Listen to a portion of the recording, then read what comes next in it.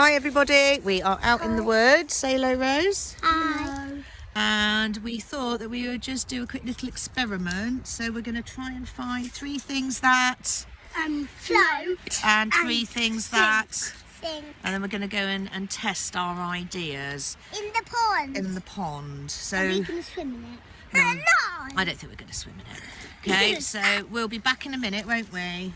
And let you know how our ideas go. Rose, what have you got that you think's going to float? I got a stick, a leaf, and whatever's this called.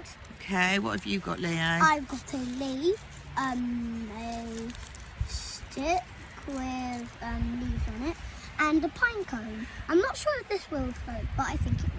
Okay, we are going to go and test our ideas. We'll be back soon. I think the pine cone just absorb water all up then sink. Oh, I like that prediction. Should we go and But find I'll out? test it and see if it floats. Okay, we'll be back.